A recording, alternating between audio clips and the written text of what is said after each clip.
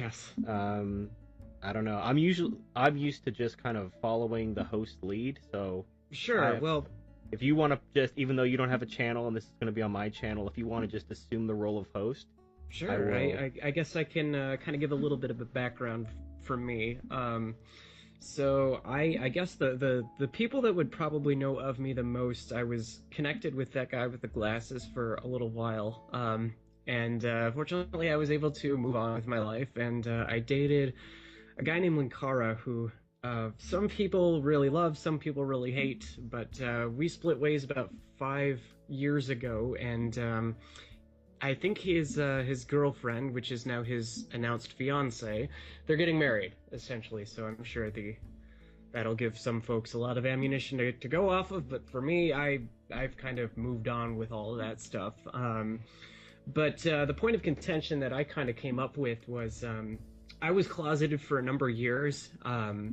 Just because I'm a male to female transsexual. I've had surgery, I've done that whole thing, and essentially, I started listening to the internet aristocrat stuff, Jim, who covered Gamergate and Tumblrisms, and his stuff more or less inspired me to kind of get up off the bench and announce to the world this is who I am, and I disagree with what's being done in, the name of greater equality. So I am not a social justice warrior, and I started listening more into other stuff like Tom Likas. I'm a huge Likas 101 fan. And I think over time it's sort of morphed, and I find myself more and more kind of becoming sympathetic to men's rights. And it's kind of bizarre to even say that because, from my own standpoint, I used to be a guy, and for me, my sexuality is that was something to run away from, but just listening to people like Karen Strawn and I forget his name. He's like the don't drink the poison Kool-Aid guy. Oh, And talking about Bane 666. that's the one. That's the one. He does some really good stuff, and I found myself in I studied a little bit in law enforcement. So, I can see this stuff happening. So I found myself more and more saying, look, this is not an equitable system anymore. And I would be remiss if I didn't try to, speak my mind a little bit. So, and again, before I even go into all that, the only thing I can really say is I speak for myself. I don't speak on behalf of trans people everywhere or feminism everywhere. I don't. I just speak from my own experiences. So Well, that's take cool. them for what they are. Well, I have actually discovered that I am a transgendered lesbian myself. So we are in the trust tree. We are among friends. That's right. Don't worry, sister. Just don't go on Tumblr. It makes you crazy. So You got to embrace the crazy. You can't fight the crazy. turn into the spin, I suppose. Yeah. Well, I mean, you think just I don't know if this is where you wanted the conversation to go, but so I mean, I understand that language changes, Mm-hmm. and for forever, I guess since I looked it up, like the 1400s, gender and sex have basically meant the same thing. Right. But since about the 70s, they've started to make this distinction between sex and gender, and Right. I've kind of accepted that. I've learned. I was like, that doesn't make any sense. But then I'm like, you know what? Words do change. Let's embrace the crazy. So, a gender is basically related to the gender roles you play in a society. So, I want someone to financially provide for me. I don't want to be responsible or accountable for my actions. That makes me a woman in every sense of the word. So, thus, I'm embracing my inner woman. I'm a transgendered lesbian, and I just want people to know that. I'm a loud and proud transgendered lesbian. Well, see, it's so bizarre that I come from the standpoint of somebody supporting me or somebody paying my bills and then being really devious about it, and then divorcing them and taking half their money. That seemed like that's so alien to me. And I don't know if that's because I was raised masculine that I valued that, or if it was just something that was inherently born. I don't know. But what I can say is that, I find it very unethical and almost wicked, if I could use that word. I'm not religious in any stretch, but it's just, there seems to be something horribly wrong, like fundamentally wrong with partnering with somebody solely for financial and exploitative reasons. You don't like the person, you want to, like hypergamy, you want to trade up after a while. And there was an article that you reviewed where it was a guy who was talking about how great it was with his open relationship, and I just look at this guy thinking, what is wrong with you? Yeah. Like how do you now, if you don't mind me asking, like, how old were you when you when made the big knew transition? something was wrong? Okay, well, for me it was something that was always, there. So like I Okay. kind of became aware of it when I was 5. And so, I struggled with it, tried to get rid of it, I tried to ignore it or whatever, but for me it boiled down to a simple decision. Either embrace who this is or who you are, or put a bullet in your head, because you can't keep living like that anymore. It becomes oil and water. You either embrace it fully with whatever consequences, or you put yourself out of your misery. And Now, for did you go through puberty before you? yes. Okay, so you went through puberty as a male before you transitioned. Yeah, Okay. I kind of suppressed it until I hit college, when I was finally able to kind of go off on my own and go my own way to figure out, okay, these are identifiable problems that I have. Let's try to solve them, essentially. Okay. So I saw various counselors, and with the transsexuality process, it's not like you just decide that, okay, well, I'm gonna get hormones now, or I'm gonna get my dick chopped off. There's Yeah. actually, you need 2 references from therapists who usually, I spoke to like 3 or 4, and got letters from 2 of them, and then I had lived as female for about 5 years before I had the sexual reassignment surgery back in 2013. So it's really not that long ago, but Now, when you were a man, did you Mhm. ever get like a physical, like a sports physical? When they when the doctor puts their fingers like underneath your balls and like makes you cough? yeah, no, I did all that. Yeah. So I mean, is that I'm very curious. Like, if you get your genitals all turned inside out, is that basically what sex feels like? Like when you get the fingers up the balls and makes you cough? No, I think I would characterize it. It's not so much of a penis as it is a hot pocket right now. I can still orgasm. It's about 85%. Oh, I think. So strength, I would say, and you Alright. can go for a lot longer. It's Oh, it's a wow. different sensation. So Okay. I guess I can't really articulate how it would feel like, but yeah, you can still come. It's just, instead of guys who, when you orgasm, it's like you're loading up the artillery, right? And you're shooting the artillery, right? And you just keep, Yeah. the sensation is for however long you got fluid. But for this, it's sort of like a dry heat. It's like you're not pushing fluid, so you're just riding that wave for as long as your stamina can hold it. So. Okay. Yeah, all right. I mean, I'll take your word for it. So I just was wondering. No worries. I'm okay. a complete open book when it comes to this stuff. So There you just go. because I know there's a lot of misconceptions out there, and it's made worse by people who have a political axe to grind. For me, it was correcting a medical problem. Yeah. No. And Even though I am a transgendered lesbian, I thought, because when you watch lesbian porn, they're always I know, it's so great. they're always using like dildos and strap-ons on each other. So Mhm. why don't I just keep the strap-on that nature gave me? And then I see where I'm you're I already have it on. Like, you don't even need to accessorize. So Right. Well, I would say that it's very much chemical based.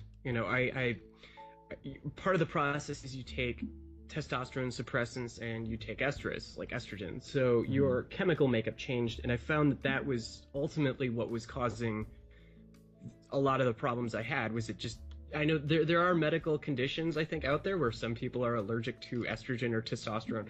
Nothing like that. And again, I'm not a scientist. I don't know this stuff. I can only speak on what I had. And when I got on the hormones and post-surgery, it felt so much better and so much more. I didn't feel like blowing my brains out after that.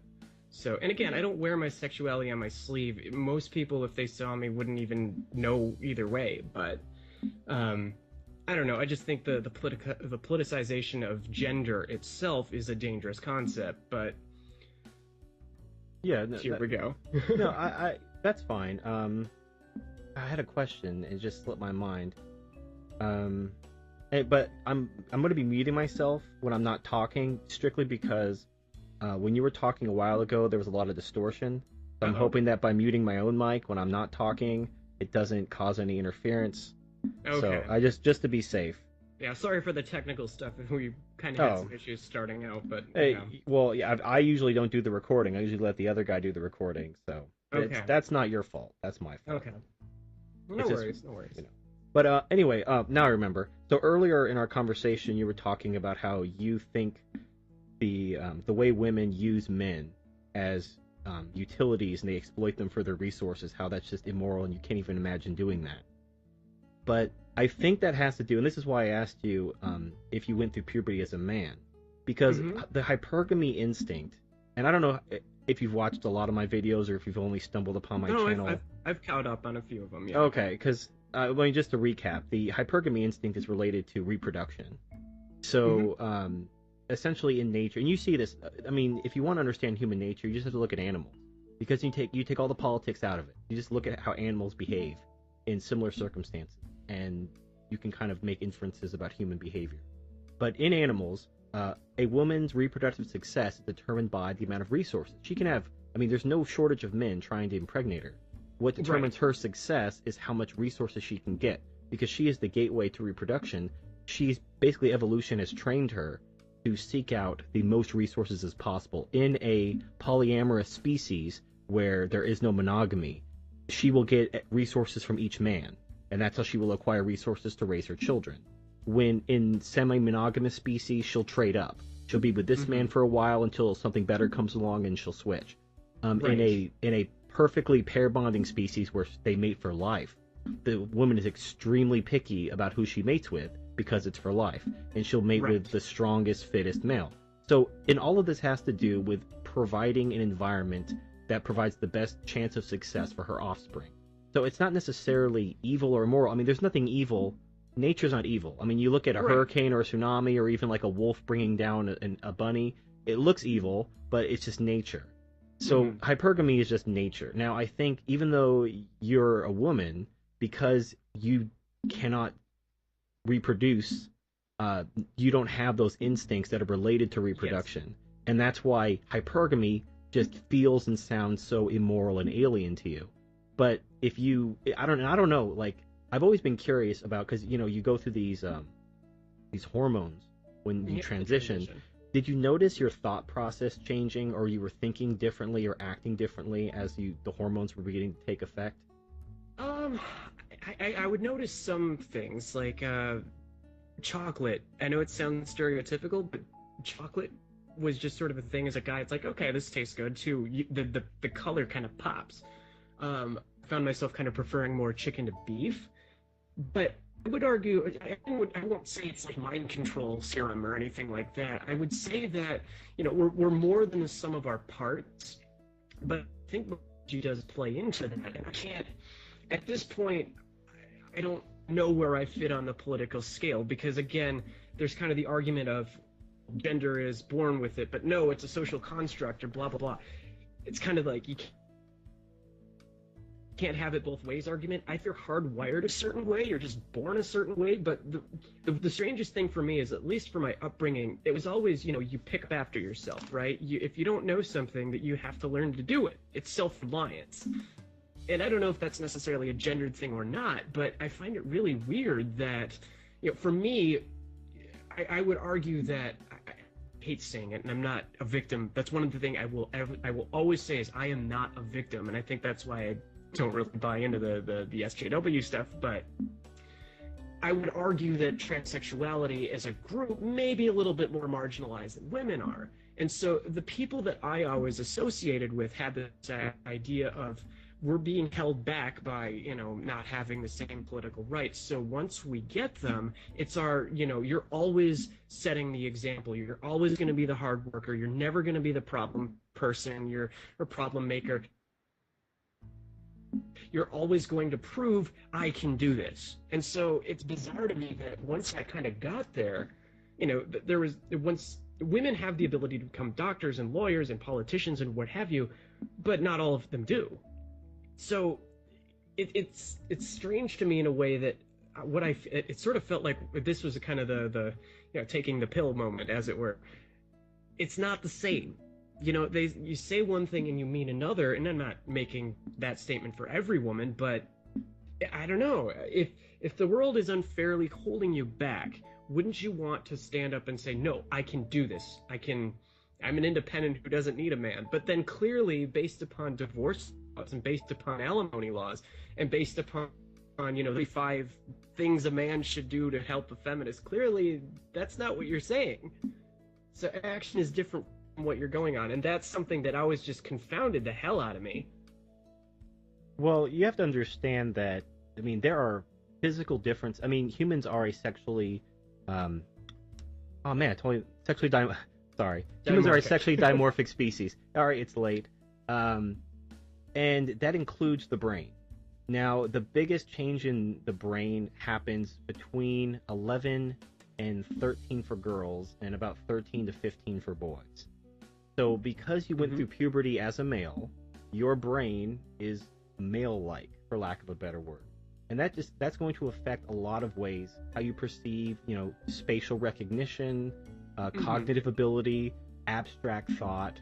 I mean, your sexuality or how you masculine or feminine gender roles have absolutely nothing to do with these things in your brain. And it also, there's also an ethnic component. For example, Asians have better spatial recognition than whites or Hispanics or blacks. So there's it's all genetic. It has nothing to do with your gender role. It's not like, this race is more effeminate and this race is more masculine. They're completely separate. You can have one from here. But this does play into the reality that people simply just aren't equal. They don't have equal ability. I mean, there are, like, if I hear about Mary Curie and Ada Lovelace one more time, because everyone's like, oh, women, they're just as good as men. Here's a handful of women throughout history who did something. And it's like, that's great, but women in general are inferior to men in general in these areas. And you can't dispute that. You can point to this handful of women that did something great at one point in history. But you're comparing, like, literally a handful of women, like you can count them on one or two hands, to the hundreds of thousands or tens of thousands of men throughout history who do all these things every single day.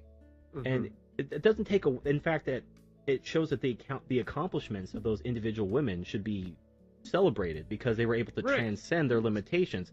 But you also need to appreciate that as a group, women just can't perform at these levels.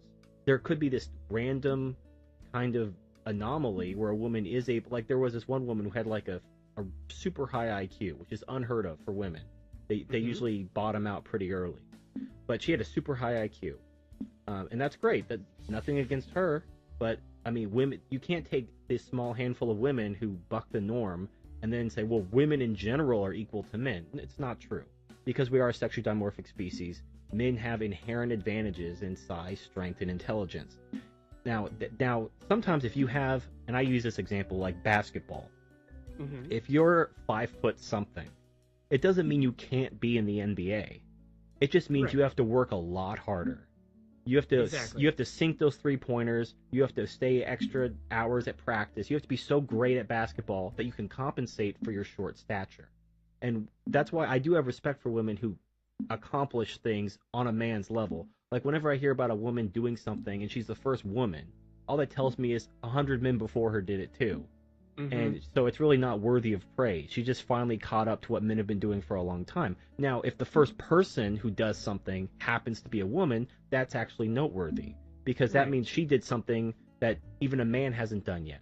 But it can't be something that's like only a woman could do, like, give birth. Like a woman gives birth, who gives a shit? So I pick on women and I point out their inherent inferiority, not because I hate them or want to rub their nose in it, but because it's objectively true.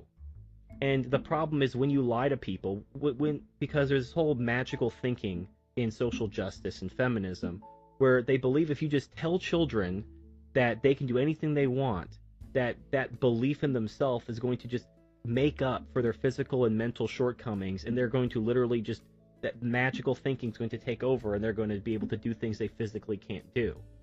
But all that really does, it breeds resentment. And you see this in these social justice babies when they go to college, and they get their degree in gender studies or English literature. They come out, and because they've had their asses kissed their entire life, they expect to get this high-paying 6-figure job with their gender studies degree. And then when it doesn't happen, they get resentful and they blame everybody but themselves.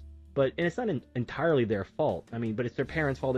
They were lied to. They were told they were special snowflakes and that they could do anything they wanted.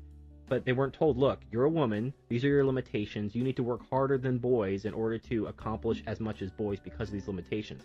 Because at that point, women could, anybody really, I mean, if you have a realistic appraisal of your options, then you can make the best option that you have available. But if you're lied to, if you're told you have options that you don't realistically have, and you pursue those options, you're just going to embarrass and frustrate yourself.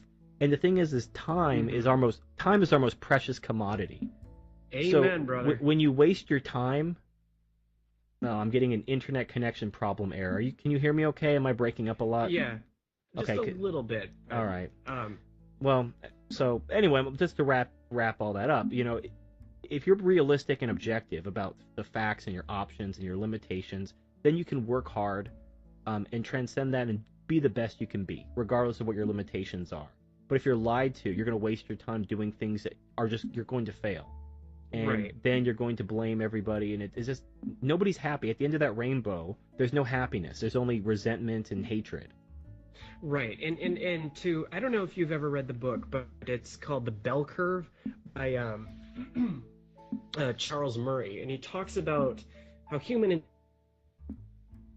intelligence is like it's on a curve, and women tend to be more centered towards the center, and men have a greater extremes, right? So men have more idiots and more geniuses on a wider perspective. So not all women are less intelligent than men, but men have the potential to become geniuses, or the frequency is much higher because, like you say, biology dictates that there is sexual dimorphism. And let's be fair here, from my own standpoint, I'm not female. I guess you could call me a castrated, hormonally altered male. And I think that's not politically correct to say, because we care about people's their feelings. We don't want to make them feel bad, but reality and fantasy are two separate things. And the reality is I can't ever have it. I don't have the fallopian tubes or the ovaries and any of that so while it's not. But then again, having said that, there's another book, I think it's by Malcolm Gladwell, who mentioned that the most successful people are those who have about 10,000 hours worth of experience. Those are the ones that find something they're interested in and just practice and practice and practice and learn it inside and outside, and it beats out natural talent. So are we creatures of nurture or nature? Well, I think it's kind of both. Like you said, you can make up for the fact that you're not 6 feet or 8 feet tall and in the NBA, but it's going to be more difficult. And I guess the thing that I find encouraging, and I think a lot of it sort of almost feels like coddling towards women, where it's like, oh, we need to show this because it's empowering to women. Well, aren't your dreams empowering? Don't you want to go and earn something? Like, you don't see the same, I would say, towards men that you do with women.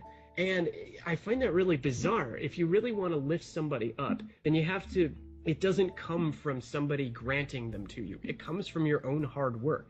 And like you said, time is your most precious commodity. We all have an expiration date, and it's not impossible to be successful in this world. You have to go out and earn it. I would like to get my MBA, but I don't have $100,000. So you know what I'm going to do to learn about business? I'm going to go to the library and just check out every book that I can, download every, reading list from the MBA programs or whatever.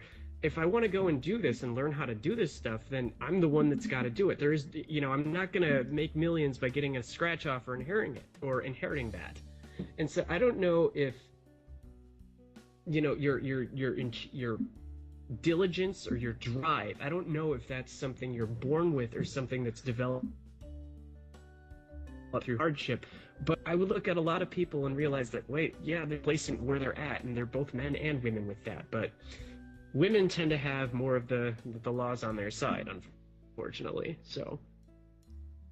Yeah. Well, I mean, let me back up and address some of the points you made. So you mentioned the bell curve, and I've actually looked into that. the bell curve graphs you're referring to, where women kind of cluster around the mean and men Hmm. make up the extremes on both the low and high end, those were Right. based on children ages 11 and 13 respectively. And the problem with looking at children between 11 and 13 is that is the exact window that girls have a developmental advantage over boys because they start Right. puberty earlier. Because boys So, haven't developed yet, yeah, so so you're basically it's not quite right. Yeah. you're comparing pubescent girls with boys who haven't begun puberty yet. And so basically what that means is the girls along the mean they're all in puberty. The boys at the lower end are underdeveloped. The boys at the higher end are probably in puberty as well. So, and those there are only two studies that bell curve is based on, and they're from like decades ago. When they looked Hmm. at adults, or when they look at there's a guy, Richard Lynn, not to be confused with James Flynn, but Richard Lynn. He did this Hmm. study where he looked at children aged 7, 11, and 15, and he found that by 15, boys simply have higher IQs than girls. There is no bell curve. There is no boys on the lower end and the high end. There's simply girls here, and boys are higher. And that's Hmm. because after puberty, once boys are allowed to enter puberty, they catch up and surpass girls. But during Right. that window between 11 and 13, when the girls have started puberty, but some of the boys haven't, they have a developmental advantage. So once you take that out, like when you look at just children, boys and girls are pretty indistinguishable. Neither is better or worse. But then girls start puberty, and then a couple years later, boys start puberty, and by the end of puberty, boys have overtaken girls.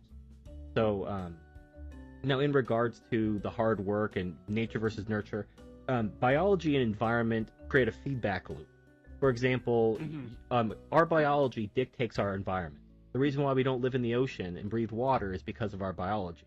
So our Right. physical environment is restricted by our biology, but our environment also affects our biology over time through evolution and natural selection. So this is, if you live in a certain environment where it's hot all the time, or a better example, if you live in an environment where there's winter, you're going to select for intelligence because you're going to have to grow food, you're going to have to store food, you're going to have to prepare food. That takes more intelligence than simply hunting.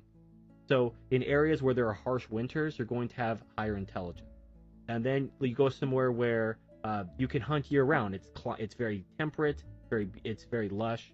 There's fish year round. There's game year round. You never have to worry about storing anything for the winter. In those environments, you're going to select for physicality because you're going to want someone who can hunt down that food 24/7. You don't need to worry about storing and preparing for winters because there aren't any winters.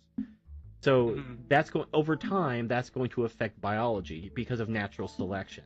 But Right. the reason why, because some people have asked me, well, won't evolution take care of us eventually? Well, no, it won't. And the reason why is because as civilization has grown, we've developed these welfare kind of programs which actually retard evolution. Because there's two things that move evolution. One is the fit reproducing and the unfit dying.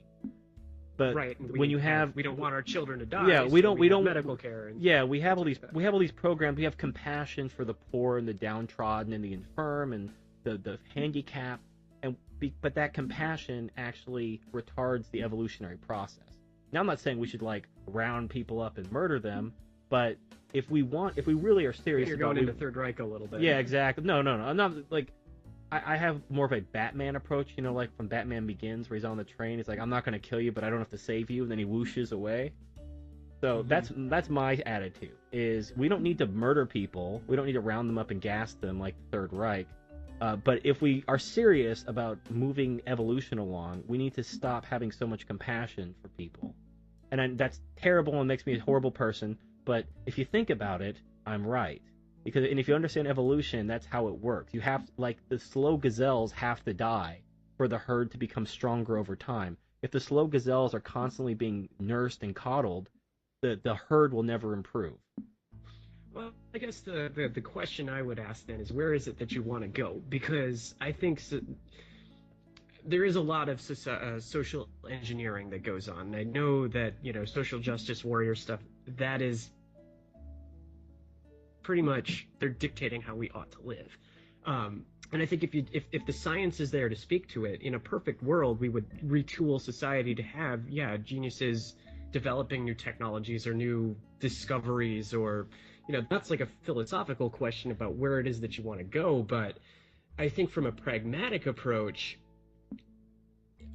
I'm reluctant to agree with you because it affects me, but when women gain the vote, as you brought up in one of your videos, it dynamic in it, and it's interesting because I think when the vote came up, the question came out, 70% of women didn't want it because it meant that it was determined that in the early 1900s, the vote was tied to citizenship. So citizenship meant that if you were a citizen, you can vote. That also means that you can be drafted, and women didn't want to be drafted. So if you take away that freedom to vote, then you've also taken away people with their ability for self-government, which is antithetical to democracy and causes a whole. So there is no perfect solution, I guess, is what I'm saying. And from my own standpoint, I wouldn't want the vote taken away from me. At this point, though, I would argue that it's more about a question of civic pride, where we're not interested necessarily in working together in the same way that we used to, which is causing the problem. Well, I mean, I try to be as objective as possible, but I do appreciate and understand that politics is ultimately about self-interest. Mm-hmm. If you benefit from this, you're going to be in favor of that. And whether or not it's good for everyone or better objectively for everyone doesn't really matter. If it affects you and benefits you, you'd be stupid not to support it. Now, when it comes to freedom, I look at it this way: freedom and responsibility go hand in hand. Absolutely. If you don't have responsibility, and women don't have responsibility, giving them freedom and authority is really stupid. So women effectively have two choices. The current choice, the path we're on, leads to collapse because you have this dysfunctional dynamic where women have been liberated from all of their responsibility, and they've been given equal authority to men in the name of diversity and equality. But all the responsibility is being put on the shoulders of men. And the result of that is you have men walking away. I mean, that's what MGTOW's all about. And then instead of women realizing their error, they're doubling down, saying, "Oh, you can't walk away. We're going to make you pay for us. We're going to tax you. We're going to punish you. We're going to give us even more power over you." And they're trying to like tighten the noose. Mm-hmm. Well, eventually, when you beat your men up so much, because men are the foundation of any society. Like, men do all the things. So once you've beaten them into submission, you've now weakened the very foundation of your society. So, what the heck? Hold on. Someone else is trying to call me on Skype. Okay. Anyway, sorry about that. No worries. So, two things happen. Either the society itself gets so weakened that it simply collapses under its own weight. You basically have too many people on the dole, and you don't have enough people producing because the men have either walked away or they've gone galt or whatever. The other option is you get conquered by another country or nation or society because you've weakened your men, because the men aren't just the builders, they're also the warriors. Right. They're the defenders. So once you've beaten them into submission, you have another nation over here that have men that haven't been beaten into submission, and they figured now's the time, and then they attack and take your shit. I would say that a third option would be the system gets reformed. It exists in a way that does not, okay, so there's a book called The Demographic Cliff by Harry S. Dent. I'd actually recommend, because you've placed video economics, you're like that's something you've studied. It would be a really great read for you, but it talks about how our system cannot continue itself because we can't keep propping it up anymore, where we need things like deflation to cut inefficiency, to get rid of the weight and recenter the economy again. So I think you said something like $66 trillion is what we need to pay for things like Medicare and security and all these other entitlements that exist, but our economy just isn't that big anymore. So in this case, if women are saying, hey, we want to have subsidies to go to school, we want extra maternity leave, we want more money even, or all these other entitlements, eventually the system just financially can't support it anymore. And that's where it will break down. And that's when they'll start to say, well, we can't pay for this, and this. So if the system is allowed to sort of cut the inefficiency out, restructure the debt a little bit and make it so that, we need to have things like if we're going to pay for your medical school, it would make sense to have you sign a contract saying in the next 10 years I'm not planning to have kids or go on maternity or paternity or whatever it is. I don't think that's unreasonable, especially if you have both sexes sign it. The point is that the whole system that we have right now is the result, I would argue, of decadence. We haven't really had, at least our generation. I can't speak for you. I'm 29, but our generation, or my generation, hasn't really experienced, I would say, true difficulty or true evil. You know what I'm saying? Like back in World War II in the 1930s, you had the Great Depression, you had the Dust Bowl, you had all of these terrible economic problems, and you had the rising tide of fascism and communism.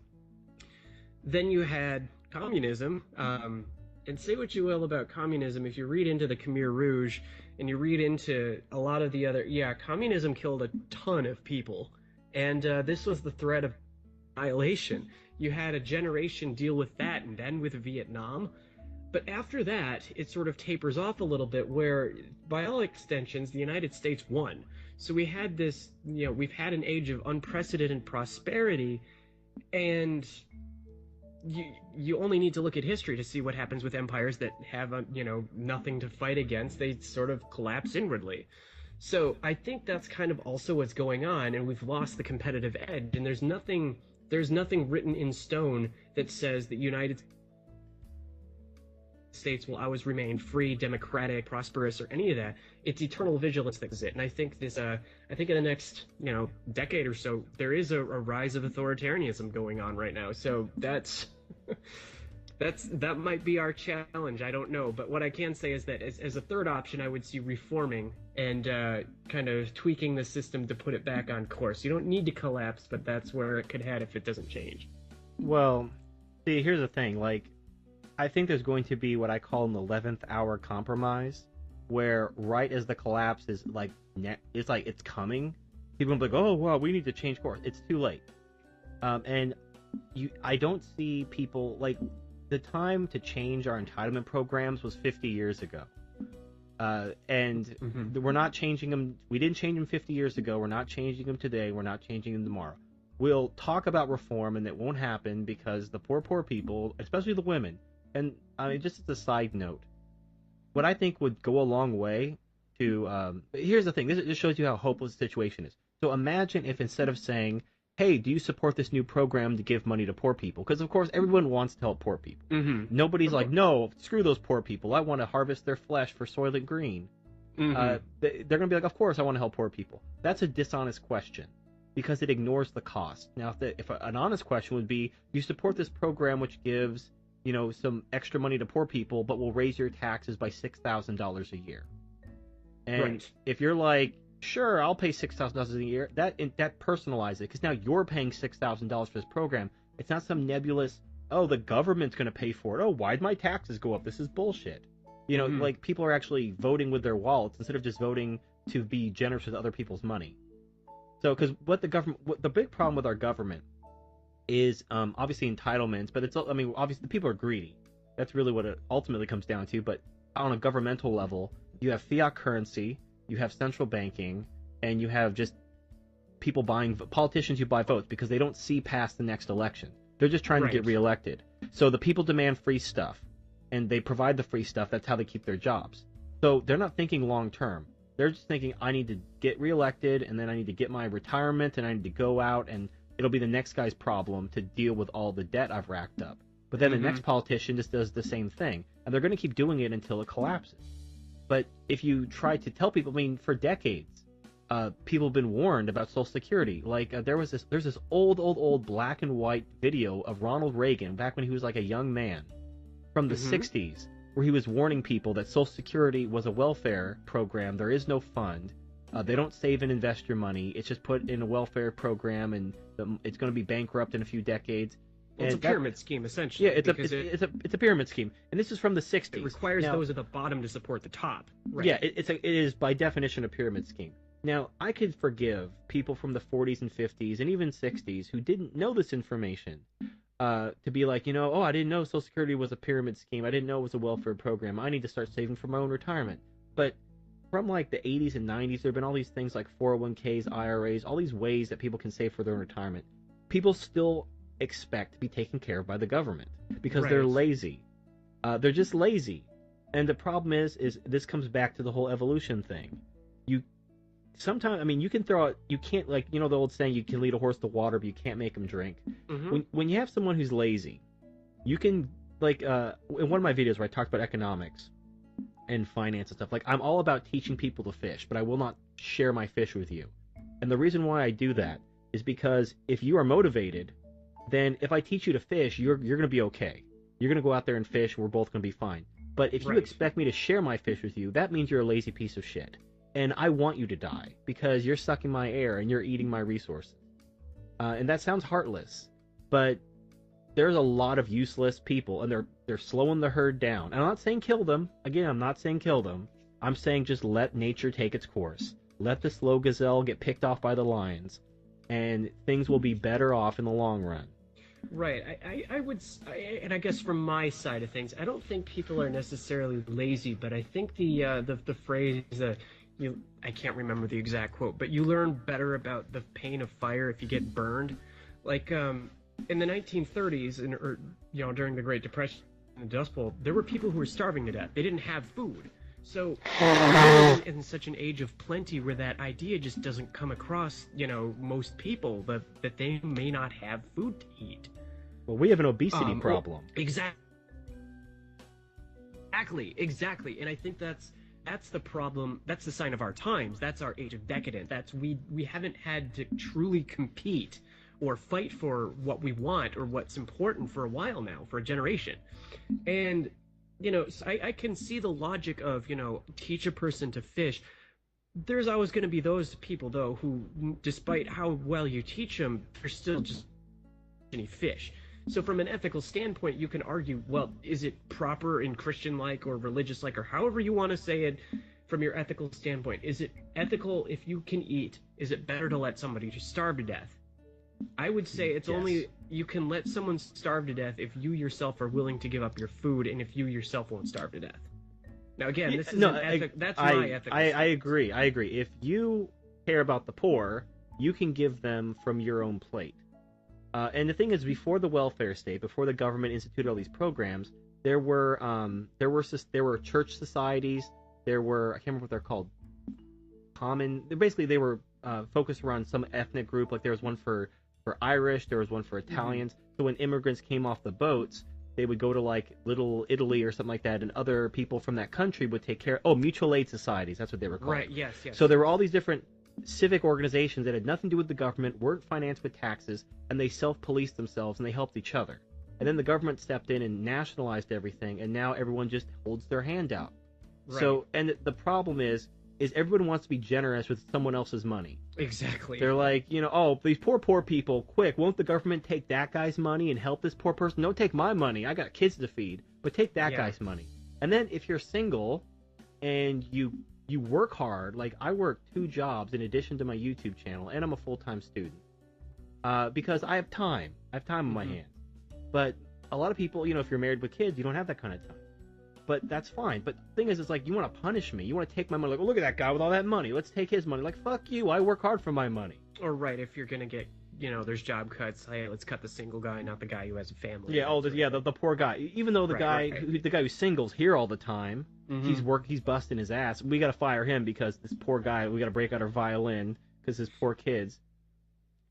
Yeah, it's infuriating, and it pisses me off in so many ways. Right, and I guess from a historical standpoint, when you look at what caused, the aftermath of the Depression, you had Hoover saying, oh, well, we'll just let local charities take care of the problem, but it soon became apparent that the problem was so far beyond what local charities could handle, especially with jumpstarting the economy. So I think FDR opened up a door that's sort of been an easy thing to take ever since, where it's before... the Great Depression, government expenditures for the economy is like 4%, or the budget was 4%, and now it's like 30%. So it's gotten out of hand. And I think, like you said, it's easier to spend another person's money. And I think, that kind of goes back to this, the civil service aspect of things, the community that used to exist that now doesn't exist. And if there's a famous book again called Bowling Alone that discusses how, Americans, this was back in the 90s, don't join like Rotary clubs or concerned citizen clubs or, advocacy groups. It's more, I'm going to join the PTA so I can make sure that my kid, the teacher pays attention to my kid. It's not because let's try to solve this problem of youth and, illiteracy. We gotta, now it's become, well, this is the person we blame for that, for why Johnny can't read. And I think that is also the result of a overabundant society. So ultimately, and I guess for me to bring it all back in, self-reliance is something that I take very seriously. I'm not gonna make it in the world, like, I'm not gonna get a huge inheritance. I'm not gonna, I can't stomach the idea of trying to marry somebody for wealth. That's just sleazy and disgusting to me. So I got to go out and earn my keep. And I know from my standpoint, just by looking at the numbers, Social Security is not going to exist by the time I want it, or by the time I will collect on it because I've been paying into it. Won't. So I have to take care of my own self.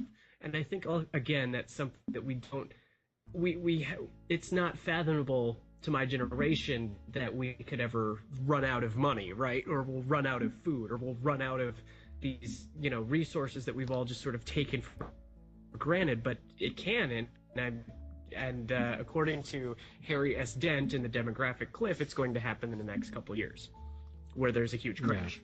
Well, I mean, going back to what you're talking about, the Great Depression. Now, before Hoover and FDR, there was Coolidge. And Coolidge, there was a depression in 1920, and it was actually worse than the first year of the Great Depression. And Coolidge did nothing. He let everyone. He just did nothing, and it only lasted a year, and everybody was fine. But then they created the Fed, and that's when the Great Depression happened. Because what Hoover did, the mistake he made, was he wanted the government to get in. He basically wanted the government to take responsibility. But then the problem is when you take responsibility, you have to take all the responsibility. You can't take some of it and leave it some here. It's all like freedom and responsibility. You can't separate the two. So what Coolidge did is he did nothing. He let everybody be completely responsible and completely free, and that worked. Mm-hmm. What FDR did is he took complete control. He says, okay, the government's going to be in charge of everything, and we're going to call all the shots, and that works. But Hoover tried to do both. He tried to have a little freedom over here and a little responsibility over here, and that never works. So here's the thing: when you have people making bad choices or bad behavior or bad whatever, there's only two things you can do. You can take complete control of their life. You can have this massive, expensive, bureaucratic machine that controls every aspect of their life to prevent them from making bad choices. And that's very expensive, and it costs a lot, and it's not very efficient. The other option is you simply let them suffer the natural consequences of their actions. And people will largely self-regulate. Now, some people won't. Some people will fly off the handle, and they'll destroy their lives. But then you have to be able to let that happen. And this is the problem, because I'm a libertarian, and a lot of libertarians are very big on legalizing drugs. Now, in principle, I'm for the legalization of drugs. I mean, it's your body. If you want to destroy it with drugs, right, go nuts. The problem is we can't have legal drugs and socialized medicine, where people are destroying their lives with drugs and then going to the ER and getting free health care that I have to pay for. Because if I'm paying for it, you make it my business. And if it's my business, I have a say in it. And now you're not free. So if you want to destroy your life, you need to be responsible, and you can't offload that cost onto a third party, and that includes government. So, helmet laws. If you don't want to ride with a helmet, cool, I don't give a shit. Oh, you want me to pay for your health care? Now you better ride with a fucking helmet because you're making it my business. Exactly. So I'm a libertarian in principle, but I'm also pragmatic. I actually get into some arguments with other people, especially anarchists. I believe in anarchism in theory, but it doesn't work in practice. And so one guy commented on a video where saying that because I believe that war can be used to basically get rid of the surplus population, just use them up in a war, that I'm initiating force and I'm acting immorally and I'm not doing this. Well, the thing is anarchism doesn't work in reality. So, I believe trying to do the most good in what can happen. You can't just Hmm. have the entire table, like everything's on the table, no matter how crazy, no matter how outlandish, everything's on the table, and let's craft this perfect system in theory that will never work in practice. But let's start with there. I don't start with that. What I do is I clear the table of everything that's unreasonable. Okay, this is what will realistically work within the confines of human nature and reality. So this is what we have to work with. Now let's choose the best system within these options and try to craft it to the best we can. But it has to work. It has to work within human nature and within the confines of our natural world. Now, given enough time, like technology, robotics, computers, AI, I mean, space exploration, Mars colonization, I mean, we don't know what the future will bring. Maybe some other options that were outlandish previously will become realistic. But at this current time, it's stupid and a waste of time to try to craft a perfect system that will never work in reality. You have to start with reality. So if that means I have to betray my principles or I have to be more pragmatic than principle-based, I accept that. Right. And it doesn't make me the most popular libertarian, but I think that, having realistic, achievable, an achievable goal rather than a completely unachievable goal. I mean, an unachievable goal may be very inspiring. You're talking about, we're going to create paradise on Earth. It's going to be perfect. Everyone's going to be happy. That's great and inspiring, but it's completely unrealistic. So, Right. I'd prefer to live in the real than to just do a bunch of pointless mental masturbation about this perfect society. Well, for me too, I'm very much a pragmatist, and I think the economy is mostly tied to stability. And like from to what you mentioned about FDR taking control. Well, I think the reason he took control of everything was to keep capitalism in the United States and to keep democracy there. During the Great Depression, there was very much at risk of places going socialist or communist as well as fascist. If you look out in California, for example, Upton Sinclair almost won the governorship, and he's dyed in the wool socialist. Then you had things like the fascist marches taking place in Washington D.C. and you can say, I get. For me, politically and financially, I used to be more of a Keynesian economist, and now I'm like, no, Keynesian stuff should only be used in an emergency, and even then, very Well, since you bring it up, sparingly, and pay it back for God's sake. well, you actually, since you brought up Keynesianism, I'm actually kind of impressed that you understand that. I actually, Keynesianism doesn't actually exist in real life. What happens is politicians invoke Keynesianism during recessions in order to justify what they want to do anyway, Exactly. which is spend money. But Right. then the whole point of Keynesianism, because it's basically reverse, traditional old-fashioned economics, where when you have money, you spend it and enjoy it, and when you don't have money, you tighten your belt. Exactly. So that's traditional economics. What Keynesianism does is it flips the script. So when you don't have money, when you're in a recession, you borrow money, you spend money, you print money. You want to create aggregate demand. But then here's the other side. When times are good, you're supposed to Save it raise and pay it out. taxes and Yep. pay down the debt you owe. But what But we politicians don't do that. no, they spend money when times are tough. When there's a recession, they invoke Keynes. Then when times are good, they spend money and they talk about, we're going to cut keep it taxes. going. We're going to, yeah. So politicians, because spending money gets them reelected. So they don't actually believe in Keynesianism. They just simply invoke it when it's convenient and then forget about it Exactly. when it's not. And I use the same thing because, I think social Darwinism has had a really bad rap because of Nazis.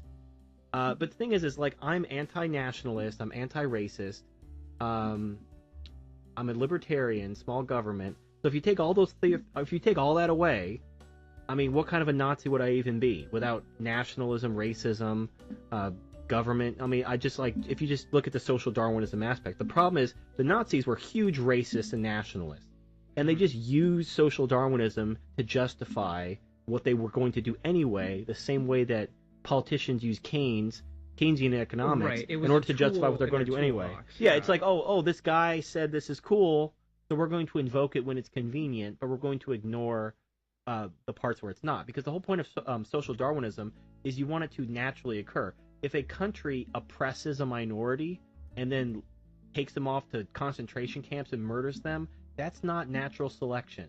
That's No. the complete opposite of natural selection. You're not a Darwinist if you're kidnapping people and murdering them in order to, purge their genes from the gene pool. The whole point of natural selection is you're supposed to let nature take its course. You're not supposed to interfere. It's like those sci-fi shows where they go to these alien worlds and they don't interfere, or like people who do nature documentaries. In Star Trek. Yeah, exactly. Or like the people who do nature documentaries. They see the predator stalking the cute little deer drinking from the brook, but they don't interfere. They don't shoot the wolf. They don't they let it happen because that's nature. That's what social Darwinism's supposed to be. But people who want to murder people and be racist and be nationalist, they use social Darwinism as justification for what they were going to do anyway. And then the problem with that is it makes that thing associated with the racists and the nationalists, and then people shy away from it, even if it's true. It's almost like, be like, oh, people can't handle this, and then they lock it away in like the warehouse of ideas. So you look at Keynes, there's nothing wrong with Keynesianism if people followed it. But because nobody follows it, and that's the problem. So Keynesianism works on paper, but it's contrary to human nature. Thus, it shouldn't be invoked. Not because it's not good on paper, but because it doesn't work in reality. So social Darwinism can work, but again, people are naturally racist and tribalistic, so it doesn't really work in reality. Well, the absence of allowing it to happen. Now, the only time social Darwinism occurs is when people are powerless to stop it. Like in a primitive society where like one flood wipes everyone out in disease, they don't have the means to stop it, so it occurs anyway. But once we have technology and civilization to stop natural disasters and the natural flow of evolution, we do, because we don't want to die ourselves. Well, I think I would say that, like, again, stability is tied to the economy. And when it comes down to, the complex economy that we live in is built upon comparative advantage, where you're not doing everything to survive. I don't grow my own crops. I don't, make my own shoes or sew my own clothes or any of that. I work a specific job that I can buy all of those goods out of. So if you want to have a large-scale economy like that, you do need some kind of cooperation, in which case, if you do have things like healthcare or invoking Keynesian stuff to prevent the whole system from breaking down. And I think ultimately that's what FDR did, was because, again, you had fascist alternatives. But like exactly what you were saying, this is something that needs to be it's a scalpel. It's something you very, very gradually, you don't use it all the time. And when you do use it and you do evoke all these debts, you pay them back as soon as you can. And ultimately, I think, this is my own personal perspective on it. We've gotten to, we're a curse of our own prosperity. The Chinese have a phrase, wealth doesn't last 3 generations. Well, look at where the baby boomers happened. That was the most booming generation, and now that's kind of where we're at, 3rd generation. So, I agree that by all accounts, government should be out of the economy most of the time. I mean, you do need things like, from a societal standpoint, it doesn't make sense to increase healthcare costs by having unsafe environments, or if you have a plant that's polluting an entire town, that's going to pollute your natural resources and your health of your citizens. There's more societal good and good for the economy to not do that. So, but I think that the difference is there's a difference between conservationism and environmentalism. And like you said, it's completely unnatural to round people up and kill them, just as it's completely unnatural to declare war against your own species and say that, well, we need to release, test monkeys into the woods because they're monkeys and they're nature, man. You got to do it. It's illogical. It's completely born of its own decadence.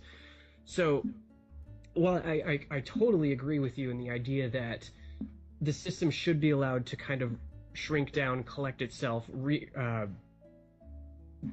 push itself back up to where it should be, and get rid of the deflate a little bit and bring it down. But as human beings, and the very nature of the society that we live in, we're so interconnected where if you let that go too far, you're at risk of losing everything. Yeah, well, no, I agree. The way I look at it is, in my video, I think it was Dark Lords of the Apocalypse, which looked at kind of like these characters in pop culture. The thing is if a society breakdown were to occur, billions of people could potentially die, not because they're murdered, but because we have this huge interconnected system of trade that goes all across the globe. And traditionally, the Earth has only been able to sustain about 1 billion people worldwide. We now have over 6 billion people. And all this is made possible because of this intricate web of trade. And if that was ever disrupted, and it wouldn't take much, it would just take, not even, I don't know, like a war would definitely do it, but it may not even be that, just like a global financial meltdown or something that disrupts that global web of trade. You could have billions of people starving to death, and then that would inevitably lead to war. So it wouldn't even take that much. We're just so overextended when it comes to just our population and the resources. And even if we can conceivably sustain it and even grow even beyond 6, 7, 10 billion people, and we could still sustain it, like by colonizing other planets, we're not there. And if something happens, it's going to be really bad, and billions of people are going to die. And what are you going to do?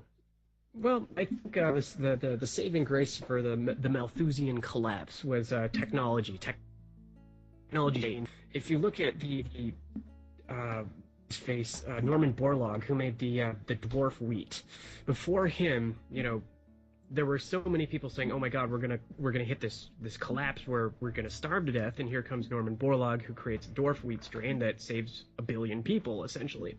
Ultimately, though, it takes interaction, and like you said, a financial meltdown will limit trade, and trade is what's going to keep us going. So you can't buy products if your financial systems are broken and people have so much debt that they can't afford to eat. So, like you said, at least with the first world, especially in the United States, where you have abundance of resources and infrastructure, however worn out that happens to be, you can still support yourself. Your standard of living is going to go down, but it's not going to be nearly a export economy that just is like in Africa, where just let's get rid of we just primarily sell like cocoa or cotton or cash crop, where that a good part of your economy is based upon that. So I don't know what the future is going to look like. I do know that the UN said something like around 2050 our population growth as a planet will level off it and hit about 0. I know that there's an organization like it's not Feed My Starving Children, it's another one. But it's talking about like by 2020 we could theoretically have enough food grown where we could eliminate world hunger. But it's all dependent, like you said, on that network. And if that breaks down, or water is another thing, maybe food is not the issue but water is, then yes, you're going to have a kind of a return back to the local politics again. So well, people, like, I've heard people talk about peak oil. They're worried about the end of fossil fuels. But the thing is anything that's carbon based can be turned into fuel. Almost everything on Earth is carbon based. So all that means is we're running out of cheap fuel. And we saw this before. Like, we used to use whale blubber, and then we switched to kerosene, and then we found petroleum. We'll find something else. It'll be more expensive, but that will make us more efficient with it, and it'll be fine. When it comes to water, 70% of the Earth is water. Exactly. And the thing about water is you don't really destroy it. When you use it, it usually just like evaporates. Like when you drink water, it becomes pee, and then you just return the water back to the Earth from whence it came, and then it goes up and becomes rain, and it comes down. I mean, water is pretty much not going anywhere. Now, when you're talking about fresh water, you're really just talking about the means of processing it and making it drinkable. Exactly. Which, again, that can be easily solved with technology. So if we're talking about fuel and water, we're not going to run out of that. But I'm not worried about running out of resources. I'm worried about trade being disrupted to the point where because we're all very highly specialized. Like this one guy made a video about like how to make a sandwich from scratch, where he would like grow his own wheat and he would turn it into that. It would cost him like hundreds of thousands of dollars to make himself a sandwich from scratch because of all the different raw materials and the products just to make the bread and the lettuce and the tomato. Take him like 6 months. It'd be ridiculous. Right. But we can make sandwiches dirt cheap because everybody specializes. If that trade were disrupted, then all that goes to hell. You're going to have like food shortages everywhere, and nobody has any like marketable skills. Like if you are a farmer, you're fine. If you're a fisherman, you're fine. But if you're like a white collar accountant and there's now no more trade and no food, what are you going to do to survive? Like there's nothing you can do. It's just going to be chaos. Well, yeah, and I guess with the Great Depression, we've already kind of experienced that because before, the Great Depression happened at the tail end of the industrialization period, where we were just starting to go into the atomic age, and yeah, there were the reason the Great Depression was so terrible is because it affected the middle class. Like the poor are always going to be poor, and if you're wealthy, okay, you'll lose some of your net wealth, but you won't starve to death. It was the people like the middle class that really got hammered, and the middle class is ultimately what drives the economy. So, I don't think the world is going to end anytime soon, but the systems that we rely upon are going to shift and change dramatically. Especially, the United States is not the only country in the world that has these host of social programs that pay for anymore. So the system will reorganize. My concern is if it organizes along a fascist route or a communist route or something along those lines. That's what scares me the most. Well, yeah, people But are naturally, especially women. I mean, if women have to say, you're going to have some sort of fascism or communism. It's just because women are they naturally value security over freedom, and it's part of their biology. Women will happily submit to an authority that will protect them. mm-hmm. It's just how it works everywhere. Right. Now, if you look at the United States with the founding fathers and everything like that, they went out of their way to divide power, put in checks and balances because they realized that people couldn't be trusted with power, and even they didn't think the system would last more than 100 years or so because they knew how corruptible it all was. Mm-hmm. And slowly but surely, all those protections were taken away. You had the Senate being changed, you had all these amendments being passed, you had the checks and balances being removed. So now the presidential election is effectively like, that's the only election that matters. I mean, your congressman has almost no power. Your senator has almost no power. The president is what matters. And only about 5 states elect the president. Mm-hmm. Because the rest of them, they're a lock for one party or the other. Exactly. So only if you live in a purple swing state does your vote even matter. So you have 5 states electing the only office that really matters in this country.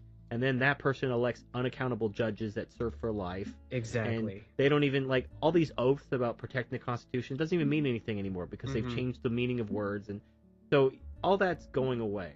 But the thing is, and this is why, even in my earliest videos, like the 3rd video I made about, like, the 3 kinds of feminists.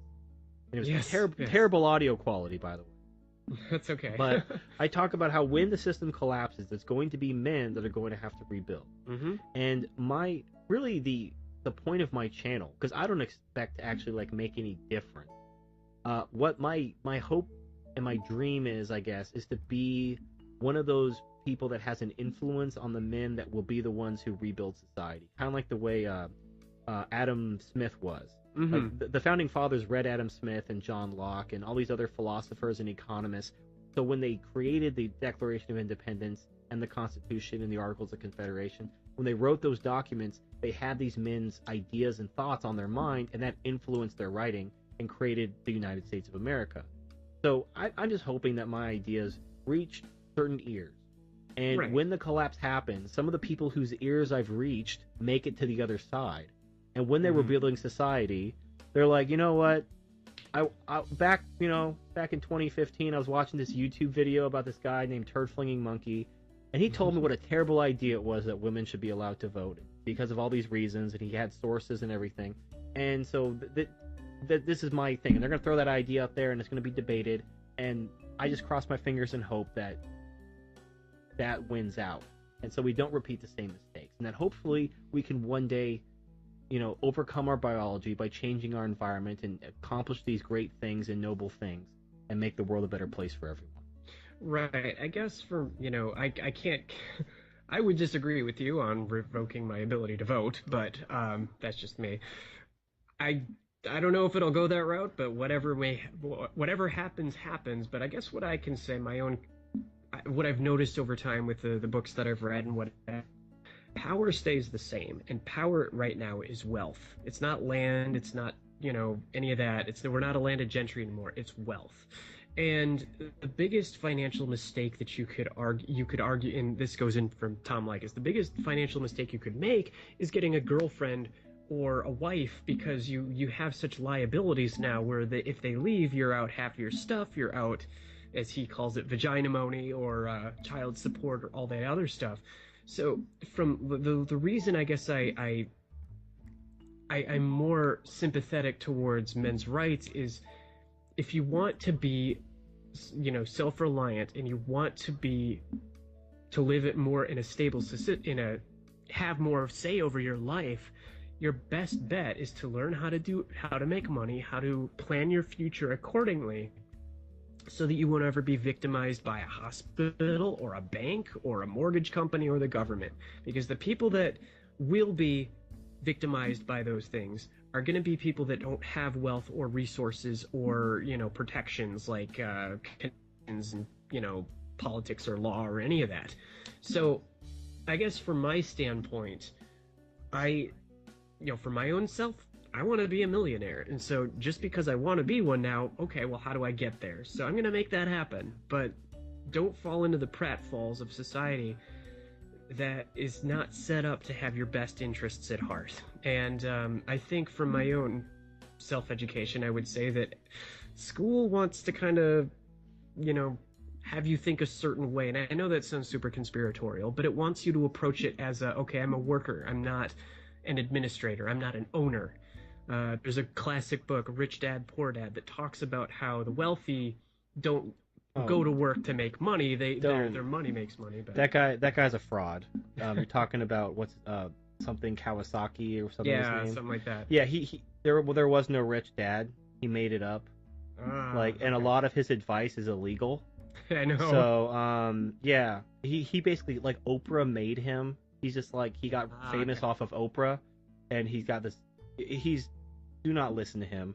Well, I guess the only thing, the one thing I took away from him that actually is legit is have your money make money, right? Oh yeah, absolutely. And have you seen my Monkeynomics videos about investments? Seen a few. Yes. Okay, well, because in my becoming the 1% video, the whole thing is I kind of realized early on that MGTOW is always going to be a small group, and I just look at it as men who can transcend their urges in biology are always going to be rare.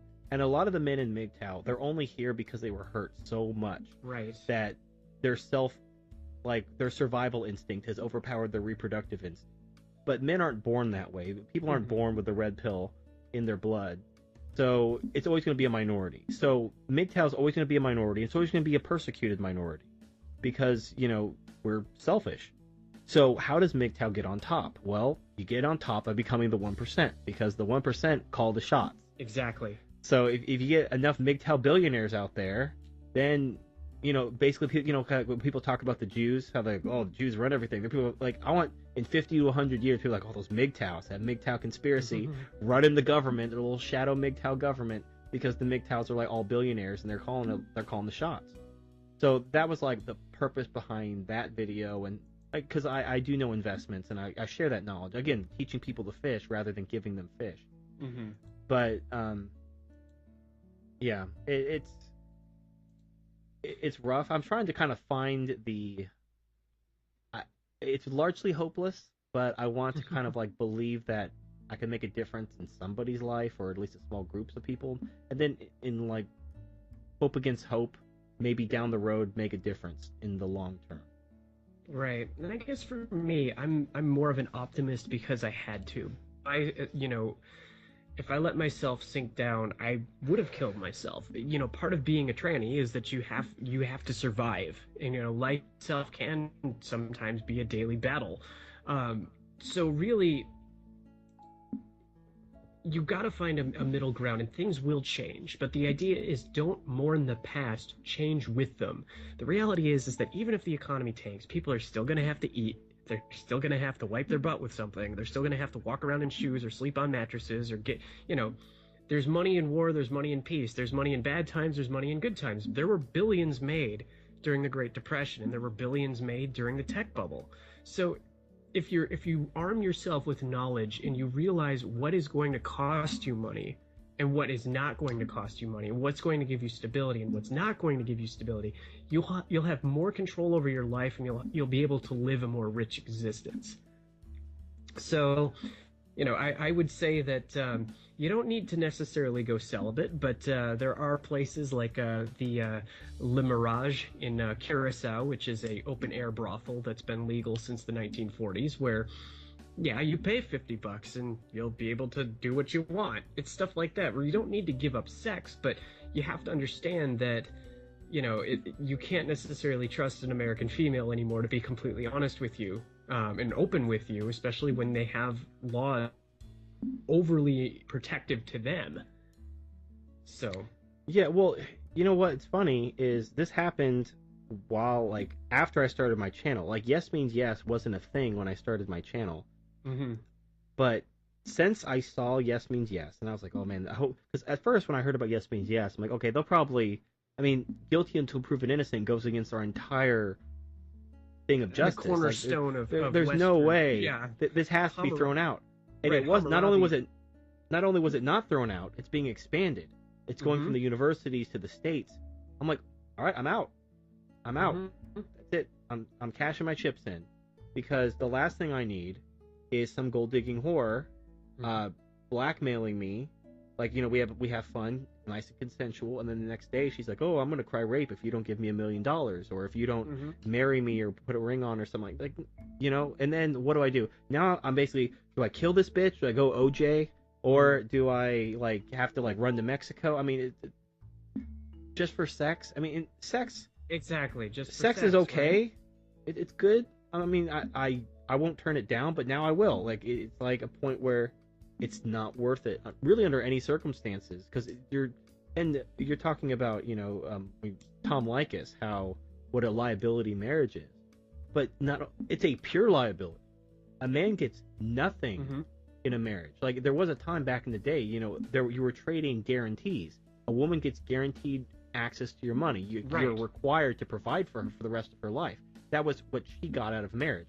She wanted to be married so that she had someone to provide for her even when she was old and ugly. So, cool, she has guaranteed access to your money. Okay, what does the man get guaranteed access to? Well, he did get guaranteed access to sex before marital rape laws. A woman basically, you couldn't say, we're never having sex again. The man would be like, the hell we aren't. And he just bend her over the pinball table. But now with marital rape laws, the woman can turn her, if she doesn't want to have sex, she can just tell her husband, we're never having sex ever again. And there's nothing you can do about it. And you're still going to have to support me. So, I mean, I did make a video about how that should be repealed. Of it. Yeah, and one guy, he made a video to call him, what a horrible monster I am for suggesting that marital rape laws be repealed. But I just wanted some consistency. If the man is required by law to provide his resources to this woman, the woman should be required by law to provide him with what he got into marriage for. Men get into marriage because they want to get their dick wet. That is that is the primary reason why men put a ring on it, as it were. So a woman should not have any more right to turn that off than a man has the right to turn off his financial support. Exactly. So if we're going to say that, there, it makes sense to me. Exactly. Yeah, thank you. But of course, this is totally. Finish your thought. Okay, but of course, it makes me a monster to suggest that rape should be legal within marriage. But I'm just arguing for some consistency. And if you want to say, okay, well, a woman should be able to say no to her husband if maybe he wants to do some crazy butt stuff, okay, that's fine. But then the husband should be able to say, no, I'm not supporting you. In fact, you're going to be living in the guest room and eating fish heads, and I'm going to be eating my T-bone steak and drinking my my Pinot Grigio, and you're just going to have to suck it. And she could be like, oh, my husband's abusing me, he's feeding me fish heads and keeping me chained in the attic. Well, you know what? That's part of marriage, right? But of course, gynocentrism dictates that the woman has all the advantages and the man has all the responsibility. So there's no reason to get married. And the thing that really pisses me off is if this were a business contract, if the laws change, the contract has to be renegotiated. So if me and you go into business and we sign a contract and then the law invalidates our contract or changes it some way, we have to come back together, we have to renegotiate and re-sign a new contract. With marriage, if you get married decades ago, let's say you've been married since the 60s, you're like an old couple and you're celebrating your whatever anniversary. As the laws of marriage change and get worse for the man, you're not grandfathered in. You're not exempt from these new laws. They apply to you as well. You could have gotten married to a Nawalt back in the day, And then the laws changed, in the 70s with no fault divorce, and now with yes means yes, this regret rape shit. Now you're screwed. And Right. since you were already married, there's no way out of it. You can't be like, well, I don't like these new laws. I want out. Well, you have to give her half your stuff, and you have to support her with alimony and all this other stuff. So it's only getting worse. Like, you can look at the trend. It's getting worse every year. Like, I never thought yes means yes would hold up, but it Right. has. That was the last straw. And it's only going to get worse. Men, you have to walk away. It's not worth it. It's not even worth it a little bit. I understand if you're in your 20s and you're just really horning it up, like your hormones are just raging, and you just got to keep your dick moisturized. But I'm telling you, it's really, really not worth it. You just make it to like your 30s, and your hormones like level off. It's almost like reverse puberty. Mm-hmm. Like before puberty hit, you couldn't give one shit about girls. You throw spiders and mud at them to keep them away from you because they had nothing to offer you. But then you hit puberty and you're just like, hey baby, what's up? And then once you get to like your early to mid 30s, it's different for each guy. But once you get there, like it almost basically nature's like, all right, we tried body, let's just let him have it. And then it all levels off, and you're like, oh, yeah. The big head takes over for the little head. I think Good times. Okay, for my own personal experience, I volunteered for about 18 months at a sexual assault helpline. And that I understand why the marital rape law was made was because husbands could say, okay, I want to have sex. The wife says, I'm sorry, I don't feel like that, and he can literally just rape her. Like, we're not talking, oh, he looked at me funny and that's rape. No, it's literally like, I'm going to hold you down and fuck you because that's my legal right to. So I can understand why the law was made, but like you said, if it's now set up in a way so that a woman can force a man into forced chastity. And if he cheats, then that can be grounds for divorce, and he'll get screwed over anyway. So there has to be an equitable system. It's not just keep giving more, more rights to the woman to dictate this stuff, because that's, as much as you hate, as so many feminists hate men, and I'm gonna say that because I'm basing it off of what I've seen. Now, granted, not all women are like that, sure, but based upon some of the disgusting stuff I've read and I've witnessed in my own life, there are plenty of women out there who hate men. So, based upon that, yes, like you said, it doesn't make sense to get married. It doesn't. It's a bad financial decision, a bad business decision, and you are liable for everything and you get nothing. So, I guess for the whole yes means yes thing, and this I'll provide links on if you want, but just because myself personally, I want to relocate to Curacao, but it just so happens they have a brothel there. So it would make more sense to just, instead of have a girlfriend, save up to go on a vacation to the Caribbean and visit a brothel if you want to get your dick wet. It's $50 a throw and just go nuts, right? So in that way too, in a brothel, because they take actual rape situations seriously, and they're not going to want to hire girls that are just saying, oh, rape is this, rape is that, because it affects their bottom line. So what you will see happen, I think, is if men do kind of go that direct route to, okay, well, screw it, we're going to walk away from you, we're not going to risk making a porno and having, our rights be, all that stuff, whatever, and we're just going to go to brothels from here on out, not have anything to do with you. I think you'll start to see the government try to get more involved when women pressure them to shut the brothels down, or, oh, well, if you want to have sex, then maybe you should register with a governmental body to make sure that they'll, be monitoring to prevent rape from happening. I could see that happen too. And I never thought I would be able to see that happen, but in this day and age, it seems plausible. Yeah, everybody has to get registered sexually and make sure that the government is there to watch so that no rape happens. It's like, where is this ending? So, well, they constantly double down. That Mm-hmm. they liberated women. Here's the problem, and this is one of the disagreements I have with other MGTOW, is one of their solution is basically to liberate men. So women have been liberated from their responsibilities, and they want men to be liberated. And I get why they want that. But the problem is, if both sexes are liberated, society simply doesn't function. You can't have nobody be responsible, where everybody's just running around. No responsibility. Like, you can't have a situation where everybody's free and nobody's responsible. Someone has to be responsible. So either people are responsible for themselves, or someone has to be responsible for them. And Mhm. women have just shown that they do not want to be responsible. So Right. you either leave them to die on an island where they can just slowly starve to death, in which case humanity goes extinct, or you basically take responsibility for them. But if by taking responsibility for them, you also have to restrict their freedom, because that's part of the deal. It's like if you want to live with your parents until you're 50 years old because you don't want to go out and get a job, you have to live under their rules, because they're providing for you, they're responsible for you, and that means you're not free to do just whatever you want. And if you want to be free, you can go out and get your own damn place, and then be responsible for yourself. But the problem is over the decades with feminism, they've liberated women over everything, like constantly. Like, oh, we're going to liberate women from this, and oh, this is oppression. Let's liberate women from that. But the flip side of that is men are increasingly more responsible for women. And you look at and you see now it's gone to the point where you have he for she, where women can't even feminism for themselves. They need men to be feminists for them. Like I did a video response to that Dear Daddy video, where they're trying to use propaganda to get men to support restricting free speech, because they want men to police other men to keep them from telling, quote, dirty jokes that offend women. They basically just want to keep men from saying anything sexist. But they want men to be the enforcers of that, because women can't even feminist for themselves. So they can't do, like, and I'm not, like, I know you're a woman and everything. When I talk about women, I'm not talking about all women. I'm talking about women in general. I'm using a generalization. No, I know. Women as a group are completely irresponsible. They do not want responsibility. They will never take responsibility. And if you force them to take responsibility, they will die.